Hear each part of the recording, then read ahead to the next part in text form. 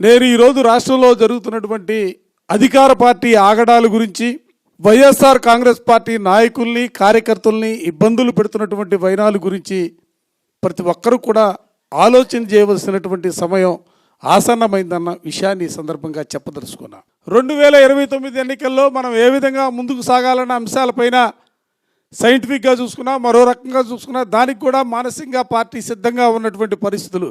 ఇవాళ క్షేత్రస్థాయిలో మీరందరూ ప్రధానమైనటువంటి పాత్ర పోషించాల్సినటువంటి పరిస్థితులు. చివరికి ప్రాతిపదిక ఏంటంటే, మనం ఓటర్ని వాళ్ళ ఇంటి దగ్గర నుంచి పోలింగ్ కేంద్రానికి తీసుకెళ్ళి వాళ్ళ చేత ఓటు వేయించుకోవడం అనేది కీలకంగా ఉన్నటువంటి అంశం. ఆ అంశానికి సంబంధించి అనుబంధ సంఘాలు పనిచేయవు.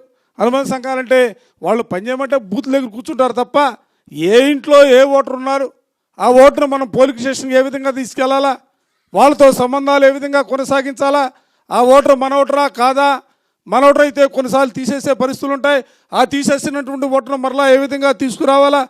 ఇవాళ ఎవరైతే పార్టీకి కష్టపడి పనిచేస్తూ ఉన్నారో ఆ కష్టపడి పనిచేసినటువంటి ప్రతి ఒక్కరిని కూడా వారికి గౌరవాన్ని, గుర్తింపునిచ్చే కార్యక్రమాన్ని తప్పనిసరిగా వైఎస్ఆర్ కాంగ్రెస్ పార్టీ భవిష్యత్తులో తీసుకుంటుందన్న అంశాన్ని మాత్రం ఈ సందర్భంగా గట్టిగా మీ అందరి ముందు కూడా నేను కూడా ధైర్యంగా చెప్పగలుగుతున్నా.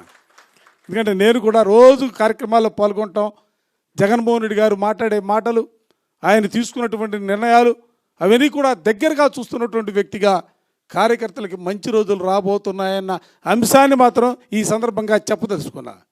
ఇదే సందర్భంలో మీ అందరికి కూడా తెలుసు, ఈరోజు రాష్ట్ర వ్యాప్తంగా వైఎస్ఆర్ కాంగ్రెస్ పార్టీ 16 లక్షల మందికి వాళ్ళకి వివిధ హోదాల్లో పదవులు ఇవ్వటమే కాకుండా వాళ్ళకి సంబంధించినటువంటి మొత్తం పూర్తి వివరాలు, ఐడి కార్డులతో సహా వాళ్ళ పూర్తి వివరాలు మొత్తం కూడా పార్టీ కేంద్ర కార్యాలయం దగ్గర ఉండబోతూ ఉన్నాయి.